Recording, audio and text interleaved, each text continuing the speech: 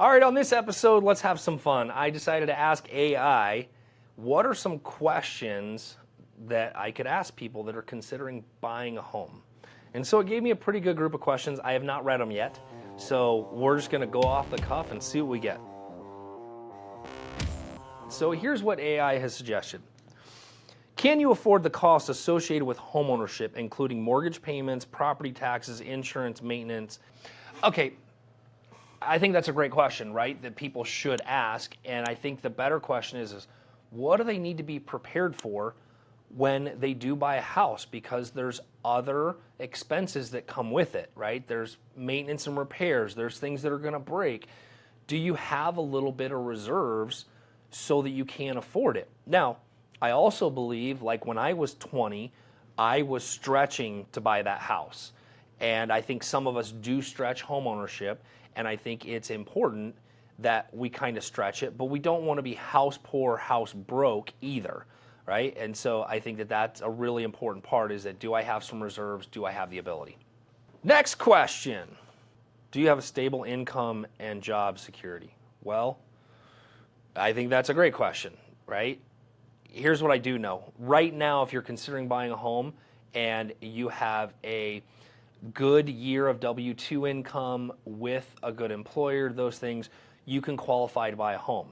Now, if you're worried about what happens if I lose my job, yeah, that's always something we're going to be concerned about. But I think it's more important. It's one of the things I do agree with Dave Ramsey on, is like we should have some reserves. We should have some safety net when we do go into this, just in case, right? I think a good rule of thumb is to have like 3 months worth of mortgages in the bank. So that if something happens, you have the ability to shift on the fly without it making you worry. So for some of you, if you remember back to pandemic, there were a lot of real estate business, a lot of businesses in general, a lot of people that freaked out when all that stuff shut down. And the reason they did that is because there was no reserve.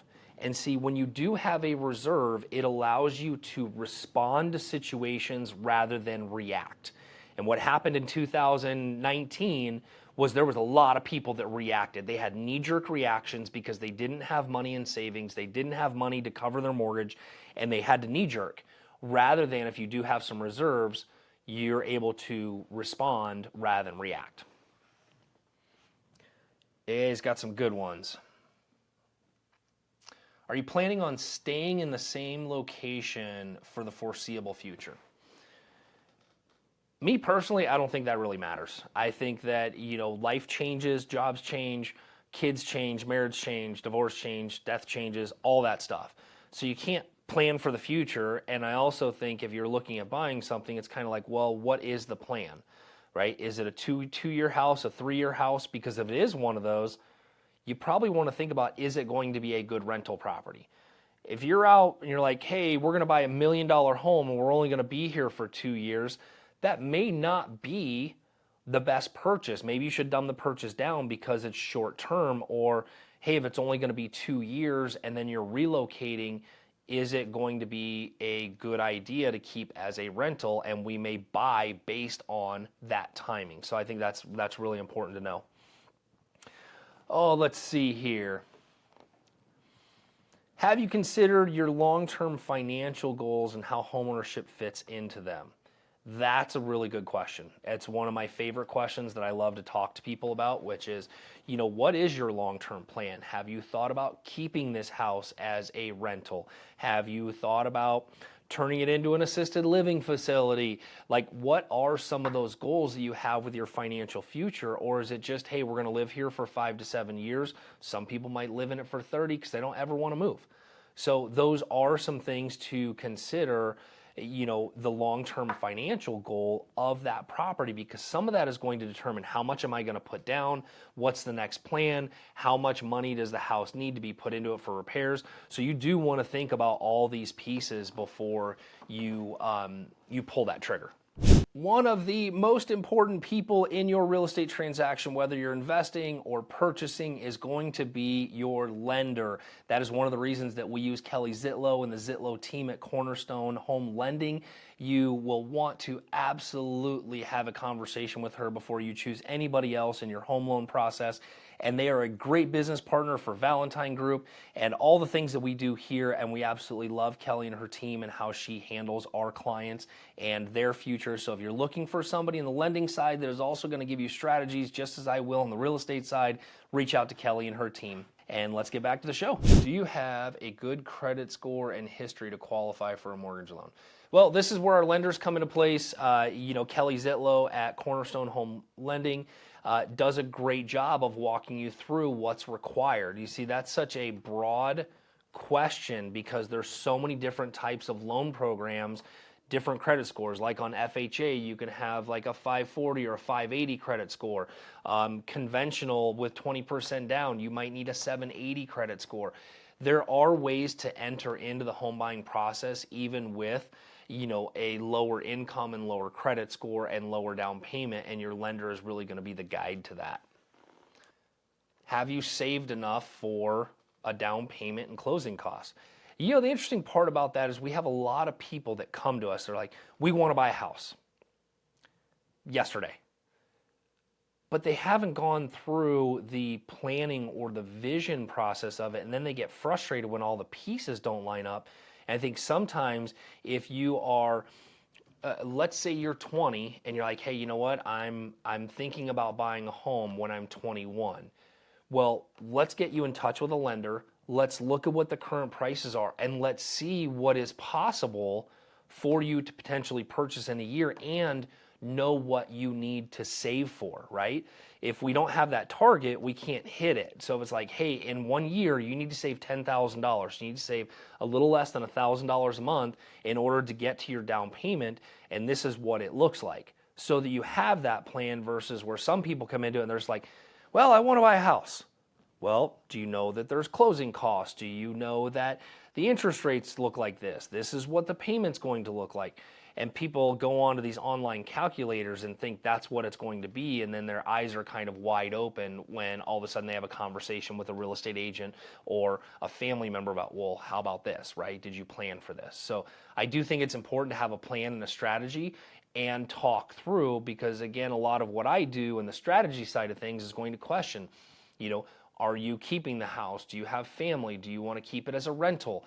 Because all these things play into it. And what I mean by family is like, are you want to relocate your kids multiple times doing the house hack, or are you single and you want to keep the house and have roommates and then move on to the next? Because all those houses are going to be a different type of property that we're going to guide you through. Have you considered the tax benefits that come with homeownership? There are tax benefits that come with it. There's a interest write-off for owner-occupant. The interest write-off is an expense when you keep it as an investment. Owner-occupied, you don't get to write off a lot of the repairs. Well, actually, none of the repairs things. It's really just the interest you're paying.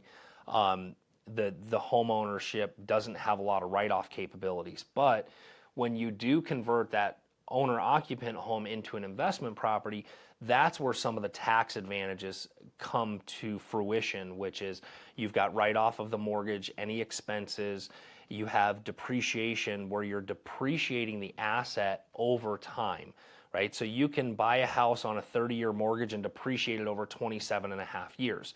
Now, let me point this out real quick. You're depreciating that every year, which is saving you money in taxes that you would owe. So when you do go to sell that, you do have to recapture that depreciation and pay taxes on what you didn't pay taxes on over time. This is where we use something like a 1031 tax-deferred exchange so that we can move the money or the profit from one property to the next, and you're kicking the tax liability down the road.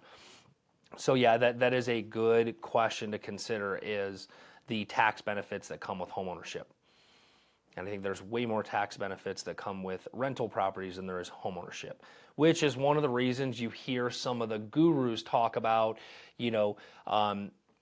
rent where you live and own what you rent out, right? So basically you go live in a rental property and raise your kids and your family and all that stuff, and you own rental properties that other people are renting. Now, one of the reasons they say this is because homeownership really is kind of a liability at the end of the day, because you don't have any tax benefits from the ownership of it. So when you put a new roof on it, when you put new appliances in, all those things, none of them are write-off capabilities. But if that house was a rental property, it absolutely would be a write-off because you're improving the property and you can depreciate it. So that is one of the reasons a lot of those guys say that and live by that.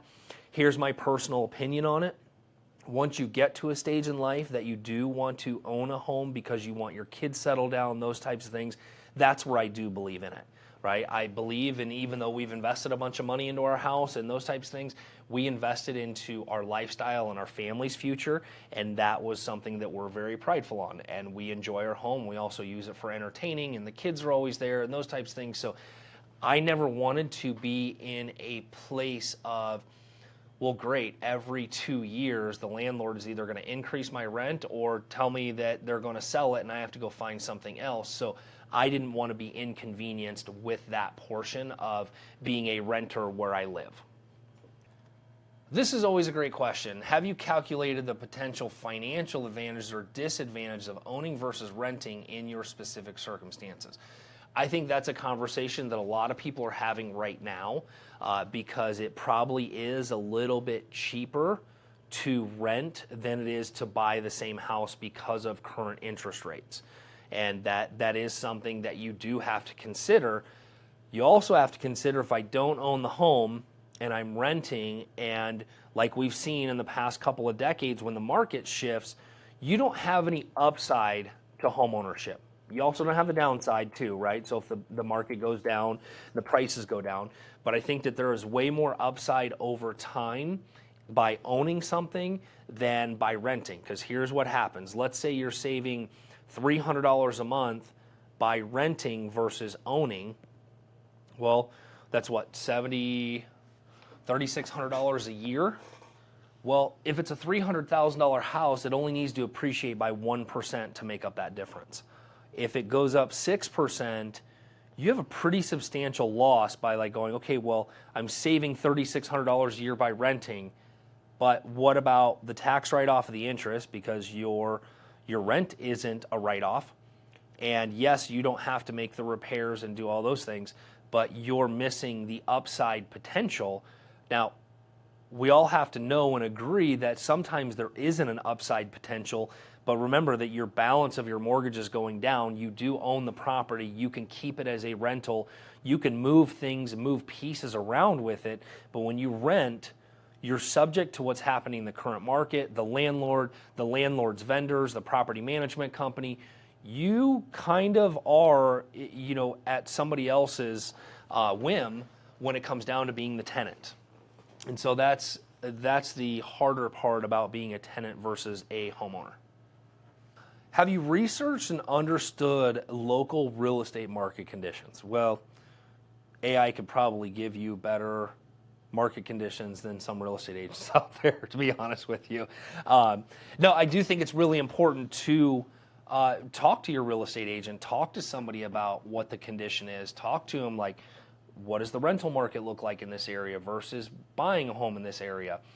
You should be up to par on what's happening in the market you are looking at. So I would highly advise when you're talking to somebody, don't ask them how's the real estate market. Ask them specifically, hey, what's the market doing in the $300,000 to $400,000 in northern Arizona or in Tucson or in Phoenix? Because when you hone that down, it's a very specific question to what you're concerned with. If you ask somebody how the real estate market is doing, and the only thing they do is sell commercial vacant land, they might tell you the market's in the shitter because you're not asking a very specific question. So when you're asking how the market is, ask specifically what market you're talking about. Like, hey, how is the apartment market? How is the single family homes in under $500,000 in Peoria? You want to get specific because then you can hone in on the data as to what is actually specifically happening in that segment of the market, right? Kind of think about it like this. If somebody asked you how the retail sector was doing and you work at Target and they work at Sprouts, there's two different types in that market. right? That you can't get the same data because one's a grocery store and one is a retail store, so two different data points. So we want to make sure that we're actually asking specifically around the market that we're interested in. So what's important to know about this is that asking very specific questions to your situation, the variables, is really going to give you the right guidance and the answers to make an educated decision. And I say this all the time, is like, the better the questions, the better the information, the better the knowledge, the better the decision you can make. But if you're asking general questions about the house buying process, which is kind of what AI did, was it gave me general questions, all those questions can go deeper if you start to rephrase them. And that is really important as you're on this journey. And remember, if you're looking somebody to serve you in this journey that has great power partners and our lenders like Kelly and Andrew and our title partner, Lawyers Title, and you're looking for somebody to guide you through and to what you're looking to accomplish, you can reach out to us, stevedvalentine.com, go to the real estate section, throw in an inquiry, and let's chat about what you're getting ready to do. And keep this in mind as well. We do real estate strategies, and there is a lot of different components that come into a strategy, and it doesn't matter what part of the country you're in. If you don't have an agent, you're looking for a strategy, let's have a conversation so we can talk about the strategy, and then I can connect you with somebody inside my network. Thanks for joining us on the Real Estate Revolution. I am looking forward to seeing you on the next episode.